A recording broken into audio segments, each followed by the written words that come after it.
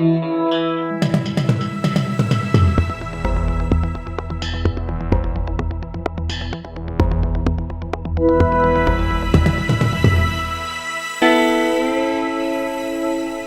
this is part 2 of the Batuta Advocates interview with Peter Garrett, former frontman of Midnight Oil, former cabinet minister of the Kevin Rudd, Julia Gillard era Labor Party federal government.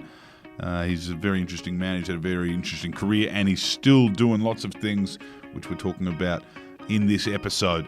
If you haven't listened to the first one, you should do yourself a favour and go back to listen to part 1. Funny, watching Nemesis, all 3 episodes, ABC's Nemesis, which is basically maths, but for disgraced public servants.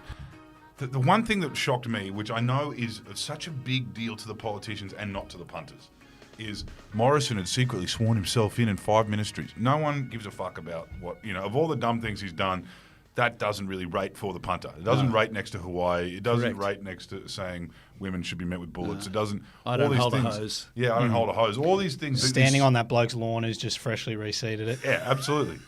Sacrilegious behaviour. That is sacrilegious behaviour. I know. And then all these things. And AUKUS, that's a very political thing, but people could see what he was doing there, which was, trying to basically get photographed next to Boris and Trump. And that's... and Biden.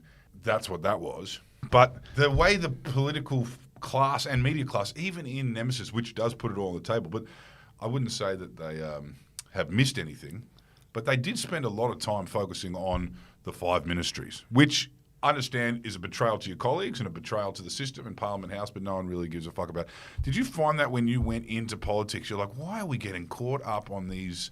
I don't want to say Canberra bubble, but I want to say these are very much insider issues. Okay, so I'm not a great fan of Nemesis. I haven't watched much of it. Mm-hmm. And I think it's pretty puerile, the way in which they've filmed it. Mm-hmm. All this sort of, give me one word to describe X and so on.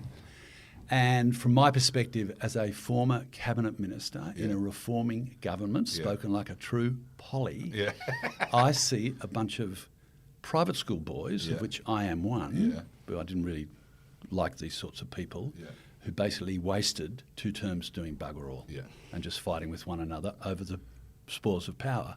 So I see it as being a gross insult to Australian people, but I can't watch it. Now, to answer your question, people queue up in consulates all around the world to try and get access either as a visa or asylum seeking or to try and come across under a work permit or whatever to go and live in another country. Mm-hmm. And they queue up in front of Australian consulates just about more than any other country in the whole world, bar none. Always do, and I suspect they always will for the future, at least our foreseeable future. And one of the reasons they do that is because in their own countries, there might be wars, there might be poverty, there might be all sorts of stuff going on, but there's also a system that doesn't hold.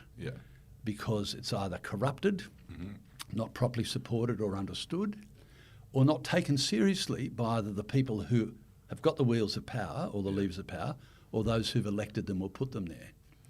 So you're talking to somebody with a legal background who's going to give you a very straight, sort of almost university-type professor textbook answer to say nothing is more important than issues of ministerial responsibility, separation of powers, departments that are doing their own thing and have got a budget to do it. Nothing is more important than not having one person, whether it's the Prime Minister or the Treasurer or someone else, suddenly deciding for him or herself that they're going to be the Minister of this, that and the other. Right. Nothing is more important. So for me, it is a massive big thing, and it showed how utterly ill-suited to Prime Ministership Morrison was. The answers he gave very much still showed that he didn't really think much of it. Yeah, no, I saw bits of that. It was embarrassing. Yeah. What would you say is an example of detachment, though? I would say maybe in the case of politics, that is a huge issue. In the case of media coverage of it, I don't think it's of much interest to be as big a deal as it was. It feels like something that should be dealt with and tied up and shamed, right? This particular thing we're talking about? This particular thing, the 5 ministries. But we do end up with these things, like, as they say in Nemesis, which you haven't watched, but, Senator Bragg saying, all throughout COVID, we weren't in Parliament. Parliament didn't sit longer than 9 p.m. When it came to 8 weeks out from an election trying to pass a Religious Discrimination Act, we had to sit till 4 a.m. Did you find a lot of that in Parliament? Like, these are not issues that people want. These are issues where you're representing the interests of church leaders, or you know what I mean, or a small group of powerful people. So I think that the coalition basically did diddly squat in the time that they were there. They've got very little to show for it. Yep. And they got into the religious discrimination business almost by default. Yep. And they didn't manage it particularly well, and there wasn't a proper debate around it. The Rudd-Gillard governments, particularly the Gillard government, probably passed a lot of laws to do a lot of things. I mean, I had to do that thing that I went into the Parliament for, which is draw up legislation, get the money for it, change the funding system for kids in schools all over Australia, consult with, every school system. I mean, it's a massive exercise. You've got people to help you. Yeah. You're not doing it all yourself. Then you've got to wheel this thing into the Parliament itself, which was a hung Parliament. Yeah. And then it's got to go up to the Senate, where you may not have the numbers. I mean, by the time you get that bit of legislation through, seriously, you're lying on the ground, you're sweating, you're a wreck. But you've got it done. Yeah. And then once you've done it, it's in place. And when it's in place, it stays in place. Yep. The other mob came through and tried to knock the edges off it, but we bolted it down pretty strongly. Yeah. It's in what's called the forward estimates. Everyone's eyes are completely glazing over when I get to this part of the discussion. But that means that every year you don't have to go back to the Parliament to get them to approve the fact that you want to spend money on public schools. Yeah. It's already in the system. Yeah. And guess what? Next budget, it's going to roll over and the money's still going to be there. I mean, hallelujah. Yeah. That alone, I'm telling you now, it was worth being in there. And I've got plenty of others, but that's a really good example for me. Yeah. For me. Yeah. And probably for the public interest, as opposed to allowing totally. Catholic schools to sack gay teachers. Yeah, no. No, exactly. Yeah, for the public interest. Yeah. Well, we just want to go to that. You were nuclear disarmament. We know that the nuclear disarmament movement at some point teamed up with anti-forestry in Tasmania and a bunch of other scallywags and created the Australian Greens. But you ended up being part of a Labor reforming government. Thank you very much. Where did you make that decision to moderate? And I'll say moderate now because I want to eventually talk to where the Greens have ended up and what they were then, which was radical. Even by Labor reformers' standard. So I had two very basic, simple reasons. Firstly, I'd been in and associated with the Labor Party for many years. My mum was friends with Whitlam. Yep. The family knew Whitlam as well. Right. And we were an outpost in a Liberal seat, handing out the Labor flyers. Yep. I've done all of that.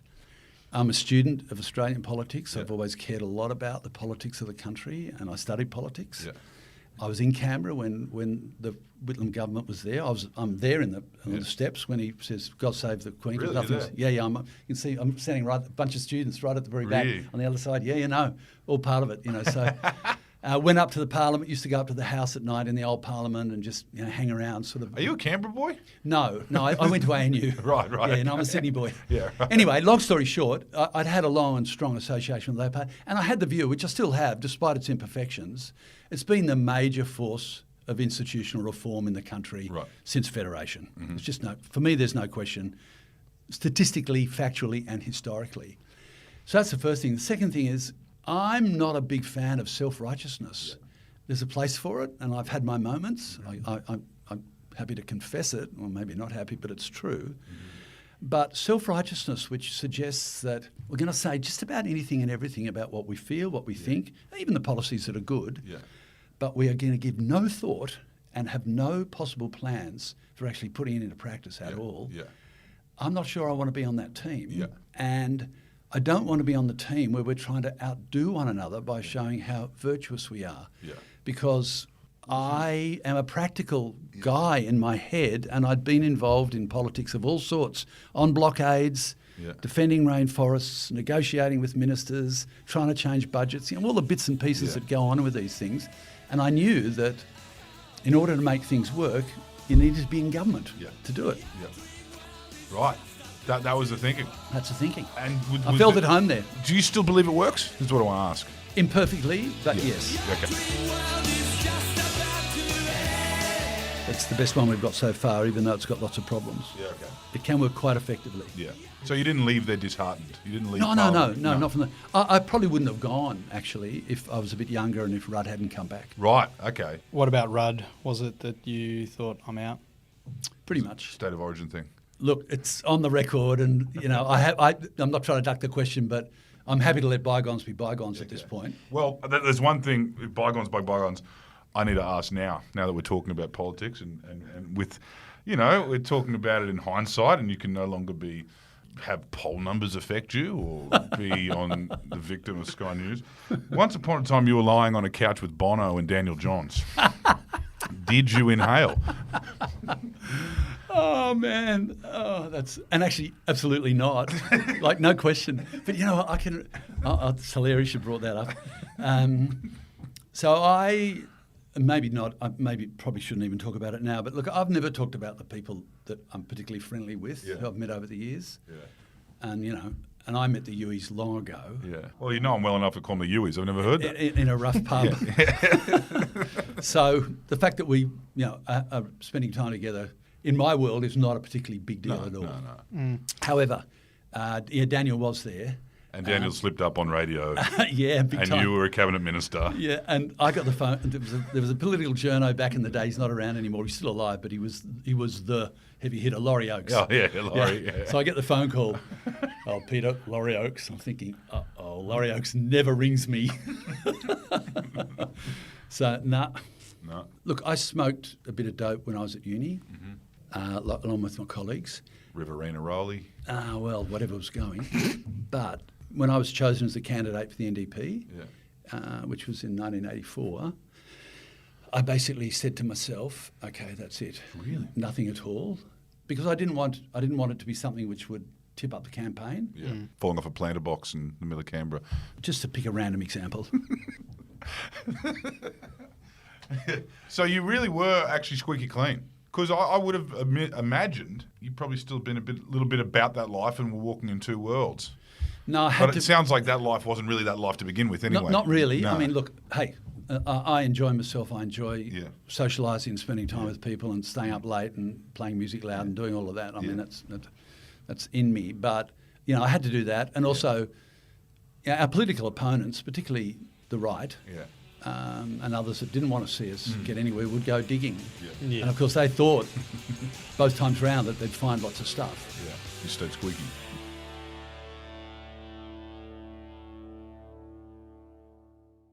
Watching Nemesis, so many of these people are particularly unlikable as just people and characters. Yeah. Outside of politics and leaving politics, are there any people that you still catch up with or you consider as friends? Are there many? If any? So, not many. No, I mean, I had a couple of friends before I went in that I knew. Names that, I mean, Warren Snowden, he was the member for Linkiari. He was in the House for a long time. I knew him from way back in the day. And because I'd known him before, he was a mate. Would still talk to and consider as friends people like Nicola Roxon, former Attorney General, Tanya Plibersek, the current Environment Minister, Julia, and Wayne and a bunch of others. We worked closely together. Yeah. It took me a while. It took them a while and it took me a while. In other words, because I wasn't in a faction, I had to develop a level of trust with them that was probably a bit greater than if I'd grown up with them all, you know, going Young Labor and what have you. But by the time I had education and I'd been in the cabinet for, you know, a full term, you develop strong working relationships with people. And I respected and liked most of my colleagues on our side. Yeah. I'm not a hater, unlike Latham and those sorts of people. And I'm very happy to walk out and say, all right, we're out of the ring and let's go and have a drink or a cup of tea or whatever. Don't necessarily want to do it, but I'm willing to do it. But there were a few on the other side that I liked, but not many on that side of politics.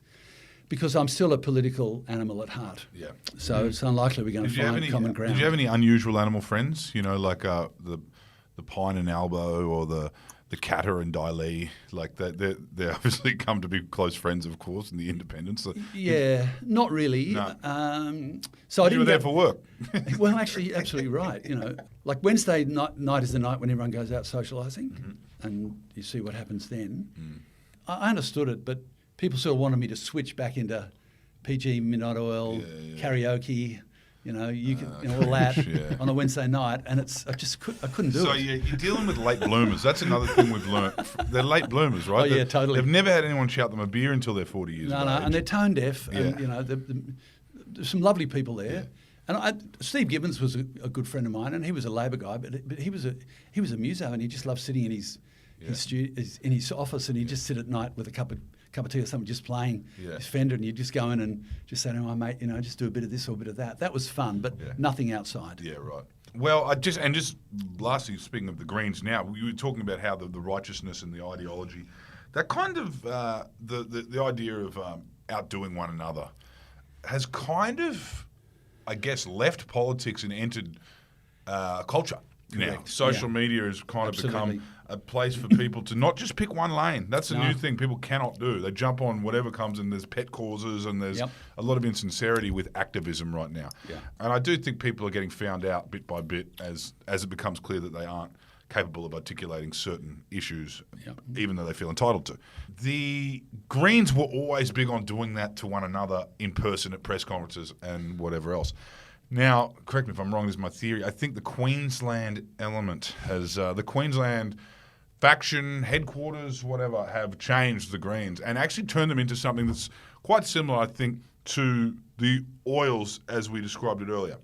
And I'm not being a cheerleader here for the Greens because, you know, you can read the Batuta Advocate to see how much they dislike us. But read the comments of the Batuta Advocate to see how much they dislike us. But the idea of being yourselves and the punter responding to that, as opposed to wanting to be seen as something and having the punter respond to that. The Greens have kind of shifted towards that. With success. Yeah, I agree. They've toned it. I wouldn't say they've moderated, but they've toned it down a little bit in Queensland particularly, where they win 3 seats in the lower house, taking 2 from Liberals. Yeah. That's not the Greens you had to deal with. No, but you know what? I mean, I think they're parts of green policy which I strongly support, you know, like climate stuff and on their environment end of things. But I always felt that for them to be truly powerful and effective in the House, that they would need to be essentially an environment party and to continue to advance policies and actually dialogue and language and papers and whatever that was all about that. Because, you know, that's what we've got to come to terms with. Instead, the Teals became the environment party. In part, that's true. And once Bob Brown, who had a very strong Tasmanian forest emphasis, left, it has become something else. So I think there's some very good people there, but I think that they membership-wise, certainly, and in terms of some of the policy positions, it's hard for them to escape getting you know, a tidal wave of performative left progressive politics swinging over them and back again, and then they're sort of going, oh, maybe that's where we need to go, maybe that's where we don't. Well, I thought Gaza would test them. I don't think they've dropped the ball as badly as they would have in the years gone. But I just found that Queensland, that Max Chandler-Marr particularly, on the housing is appealing to a whole lot of non-traditional Greens voters. And the campaign, like remove climate change from the actual placards and use words like environmentalism and, you know, conservation. People are happy to read that.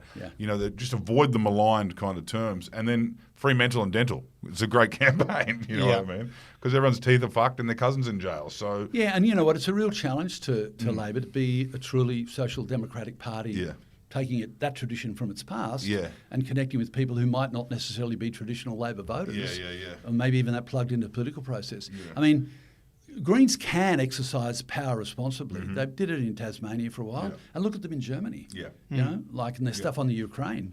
I think Dina Talley showed a good way forward for them to not get caught up on legalising weed for dogs and that sort of shit, you know, and I think that comes from the fact that he was a footy player who, you know, interacted with people outside of the traditional Greens. He'd done the trip carry around Australia and kind of had a bit more to talk about. The only reason we're talking about the Greens so much is because they realistically are the only ones who are in the process of a moderation. And the Liberal Party, I just cannot believe how fucked they are in terms of, not in terms of, you know, they're not going to die anytime soon, but I don't think they're going to get elected. And if they do, they're not going to get elected with the people they need to last. Well, you know, what's interesting for me, I mean, people would expect me to be partisan about it because, you know, I was a Labor Polly and that's where my sympathies are. But I was genuinely surprised, like I do mean genuinely surprised, to find out that they didn't really have a program. Like, really. What do you mean? So do you mean as in terms of a rank and file? No, like a reform agenda or you know, like policies. We want to change the country by doing this and that. I mean, the employers will get up and say, oh, the union stuff's, it's too strong and you should wind it back, or big business will, sort of say to them, but they're not even that close to big business. Yeah. And I think I'm just really surprised they didn't have a program. I mean, one of your earlier questions was really interesting, Clance, because no one looks at it, and it doesn't matter if people don't look at it, Like, if some young man or young woman in 25 years' time sits in a high school library somewhere or online digitally and has a look at, what did the Labor government of the 2000 to 2017 actually do? Just the list of things, and go, oh, okay, I didn't know this. That's all. You don't want the headlines, because actually the media's not that interested in either. Yeah. When I had something good to talk about that we were doing that I thought was really good, like spending our money well, creating a national park, or having energy efficiency standards, in buildings. Making sure kids there'd be one more person at the educated press and conference. demountables.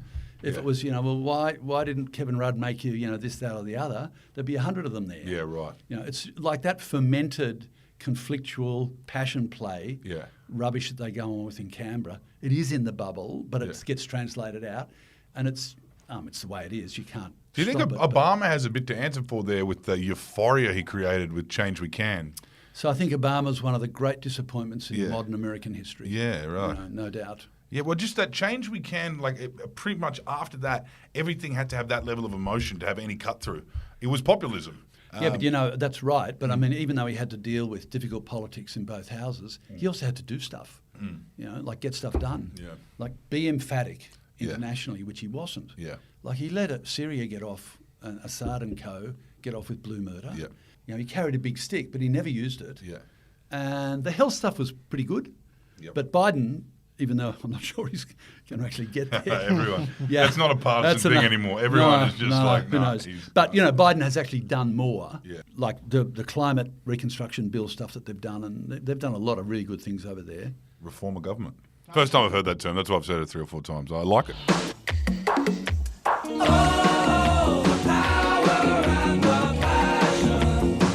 Was there a moment in the first kind of couple of months, or whether it was a year or whatever, getting into Canberra and just being aware of the mammoth task you face in terms of trying to get action on climate change?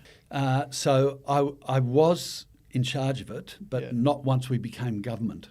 So Rudd, Penny became the climate change minister, and I had environment and other things. Mm-hmm. Yeah. But when we were in opposition, I did have it, and we'd drawn up all the policy. And you know what? You're now talking to somebody who is right into the entrails of how governments get to do things properly. No, I knew how big the issue was. I knew it was a tough one. It's still incredibly tough.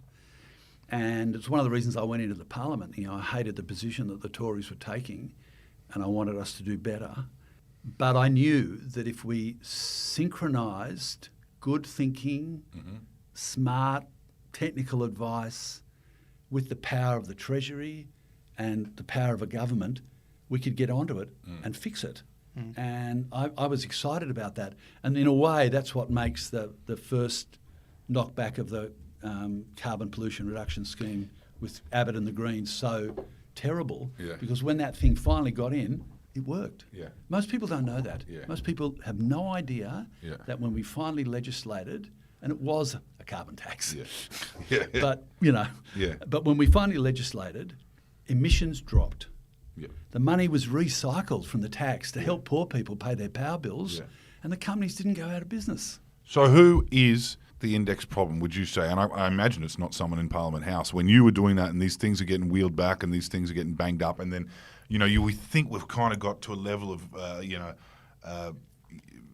collective kind of common sense, and then we had that 2019 election where we're just denying it again, obviously then being immediately humbled by the Black Summer bushfires. Who is the index problem? Who is the... So it's shared responsibility is the answer. Is it a man named Mitch Hook? Well, it can be. Yeah. Yeah, but it's shared responsibility. Yeah. The business model of polluters is such that they'll keep going until they're stopped. Mm-hmm. And the only way that they can be stopped legally is by government. Yep. Has to pass a law saying thou shalt not do this anymore, or make it too expensive for them.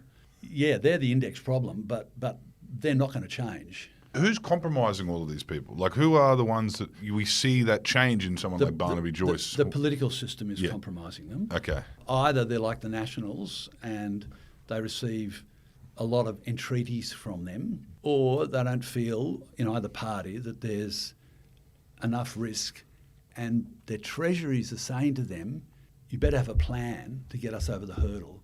Because if you look at the income from coal and gas, and you look at how that works, just simplify it a great deal, not for you guys, but just so we don't have people turning off. You've got to figure out a way of running a very complex, big economy in the short term if you decide to cut it off. Like, sorry guys, coal's gone, oil's gone, gas is gone. Now, I'm fully in support of doing it, by the way, because government can do it. That transition plan, a lot of people have thought about it. A lot of people are smarter than me. It's doable, but it does require a leader, our cabinet and a government to go, okay, we're at World War III, take a big deep breath, declaring a state of emergency, this is how it's going to work. So it is a carbon tax. It is massive up-ramp on renewables and solar, and then you get there. And in a way, it's a shared responsibility because we need to demand it, like I need to demand it as well, of the people who are in power. But it's a brittle thing to get there.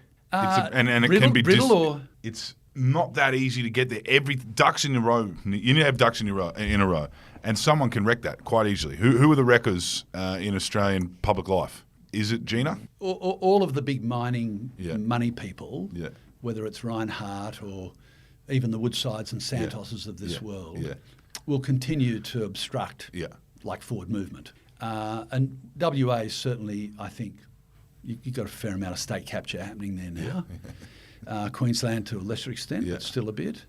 So that it's an obstacle of sorts, but it's only an obstacle if the governments aren't prepared to do something about it. Right. Like if government says, I want to do this and we're going to do that, and then they'll go, oh no, sorry, you're not, then we're in a third world situation, which is, well, hang on a minute, are we the government or are we not?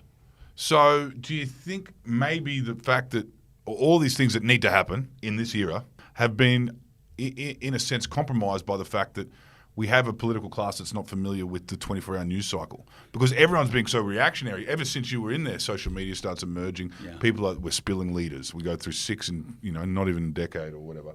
Do you think that was, a poor time, it was just an unfortunate timing of, you think if we were in the 80s and this had popped up, people would be able to get this across the line? Well, it's a really good question, and possibly, but I'm not sure it's the raison d'etre for it not happening. Right.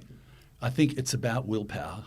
I mean, I know it sounds very basic, but you either believe that we need to get on top of a massive problem that's going to affect successive generations terribly, and we need to do it now, or you don't. If you do believe we need to do it, then do it. We've got the tools, we've got the technology. We're a wealthy enough country to make those changes. And, at a very basic computational thing, which is pretty much what I say to Treasury officials is, hey, all very well, but guess what? The longer you leave it, the more expensive it becomes.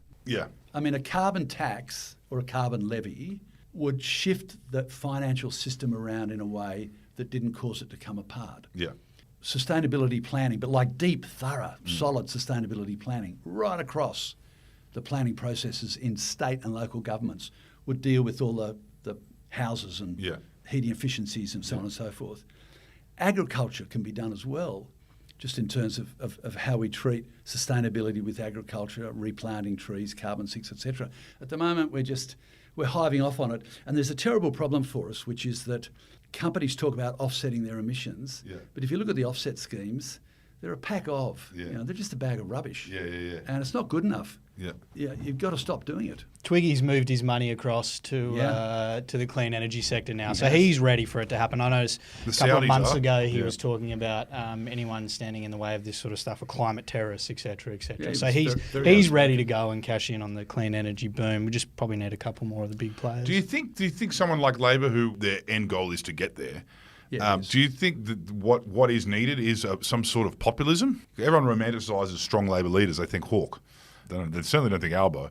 Almost obnoxious, on the front foot Labor leader, the beer-swilling personality character. Do you think that those kind of archetypes are useful in politics? Not really. No? No, not particularly. I mean, they can be, but not necessarily. No, Right. I think there's two bits to it. One bit is if you look at polling and look at what people's threshold top 3, 4 most important issues are, climate and the climate crisis needs to sit at number 1 or 2 consistently across the board. So that's us. Yeah. And then if you look at, for example, the Labor Party, I mean, I think the policy's a pretty good one. And Bowen's a good minister. But there's some loopholes that need to be addressed. And there's a union movement, which makes up quite a lot of the constituency of Labor, that need to see that there's more jobs in doing this right than there is in, digging coal out of the ground. So you're saying that coal miners need to be given drought aid? Newcastle's really interesting. I don't know whether you guys have covered it, but there's a really interesting movement in Newcastle with miners and climate campaigners, which says, look, this can't go on that much longer. Yeah, what are your jobs literally going to look like? You might not like the idea of it, but there are good jobs for people. Yeah, right. Let's see if we can start working the out upskill together. and the transition. You're not telling people what to do. It's not command and control. You've got to take communities and countries with you. Is Anthony the sort of leader who wants to go out and talk to people in that way, and be relatable, like in the way that a Hawke was? I'm not sure, but I think he's got the capacity. Hawke was at a different time. I mean, we wouldn't cop a leader slugging beers back like Bob did. No, we just wouldn't. Well, look, Barnaby falls down on the street. Look at the poor prejudice that Barnaby Joyce is facing at this moment. Can't a bloke have a beer? Well, it is interesting to think that politically you think that way, but you never thought about that way musically. In talking in terms of getting messages across. Would it be fair to say that your music you weren't even giving messages? It wasn't even messaging? Absolutely. Yeah. Yeah. Everyone used to say, what's more important, the music or the message? And we'd always go, huh? So we've got a right brain and a left brain. Yeah. And I just happen to be one of those people, there's plenty of us, but I just happen to be one of those people who's loves to have both sides going, but has to be a bit careful to give each side a bit of space. Yep. So on the music side, it's not politics. Yeah. We can sing and talk about it, we care about it, we believe in it, but it's actually not. It's something completely different. It's visceral, it's emotional, it's physical, And you just have to find that kind of playing field, and that's where you hang out, and that's what you do. On the politics, thinking, lawyer, activist sort of side of things, it's a completely different way of thinking and doing things. And my big challenge over the years is when they've collided or got, it's been a hindrance to me. I haven't done either of them that well sometimes. So I'm hoping I'm sort of finally figuring out how to make it work. This album here, The True North, does it capture an image? Does it capture an era? Does it capture anything? Or is it this one of those? I mean, we've spoken to artists who will like outright say, no, these are just songs I had around and I put them together and they went well together. Or is this, do you think start to finish, this is an album like that? Or Oh, yeah, no. Yeah. I heard it as an album. I've recorded it as an album. Yeah. I love albums. I love hearing the story unfold. Yeah. Like sometimes you've got stuff happening and you can create, and sometimes it's barren. Yeah. I had plenty happening. Came off the road with the oils. Probably still had the adrenaline pumping, and thought I'd better make use of it. And I just wanted to, as much as I could, without sounding verbose or a bit sort of wanky about it, I just wanted to try and summons up an experience or an idea or a moment, Like there's a song on this record called Paddo, and actually it features Joyce and his crew. Oh, really? And it happens when I'm walking to the cricket, Right. And I thought, and thank God for voice memo on iPhone, Yeah.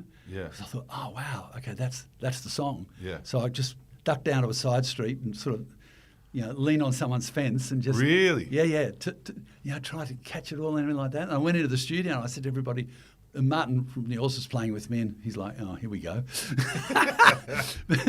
But got in there and said, look, this is what it's about, And so I tried to do with all of them. So, I mean, look, every artist says what they've come up with is, the greatest exposition they can find. And everybody else says that, your new stuff's not as good as your old stuff. Yeah. That's the world that we live in. But all you can do as an artist is sort of honour the muse and hope that the muse is pouring bucket loads on you at the time. And I feel like this was one of those times. It's out the 15th of March. And the last question I have for you is you got a bunch of shows all around Australia, Perth, Melbourne, Sydney, Canberra, etc., all through March. Do you have, whether it's Pilates or some sort of a routine to keep the hips limber and well-oiled and moving? Because that's what a lot of people know you for. How do you stay fit? How do you keep it going? I do have a bit of a routine. I'm not super diligent. I mean, I hate gyms. Keep me away from them at all times. Mm-hmm. The music for starters, but everything else really. Baby, you're a firework. You don't like We Found Love in a Hopeless Place over and over again? Yeah, look, I do. I do a lot of walking. I stretch a bit. I've been doing Tai Chi on and off for probably 40 years. Oh, okay. So, and which I'm a massive fan of. I don't sort of, proselytise for it, but I'm always saying to people, particularly mates my age, it's really a fantastic exercise and meditation form. Spending as much time outside as I can, really. And, I've got to go to the physio and get things sorted out. But there's a great sign on the back of one of the physios that I used to go to. It's like a big poster, and there's 3 people sitting in a chair, and there's the beers, and they've got the remote, and there's the big screen, and then underneath it says, "This is killing you." Yes. I thought, okay. Yeah. Okay. I got it. Well, the tour's already kicked off, as we said, Watangi Day. That was basically where you kicked off. 6th of February, you were over there with the Far Now. Yeah. So we got Newcastle, 12th of March, Canberra, 14th of March, Factory Theatre. Ooh, that's a good one. Yeah. 15th of March. Melbourne's already sold out for one of the nights. Hindley Street, go back to the 1990s and visit Adelaide. And I say that not in a disparaging way. I just mean the nightlife is wild in Adelaide and it feels like you're in the 1990s. I wouldn't be surprised if they're still smoking in pubs. 23rd of March, Perth, Regal Theatre. 28th, Tanks Arts Centre, Cairns, Heavenly. 30th at the Tivoli in Brisbane, the Tiv. God What bless. a crescendo. There you go. And Blues Fest. And Blues Fest, Yeah. of course. Yeah. Let it rip. Totally. Thank you for joining us. This probably is going to be a 2-parter, I think. Thank you for entertaining all of the questions. I might have talked a little too long. No, it was us. It was us just... I saw the person here who's tapping the watch next to us kind of deflating a little bit more each time I asked another question. So thank you for giving us everything and telling us your life story. Been a pleasure. And we look forward to having you back. All right. Thanks, all the best mates. with the tour and the album. Thanks, Peter. No worries. Thanks, comrades. Thank you, comrades.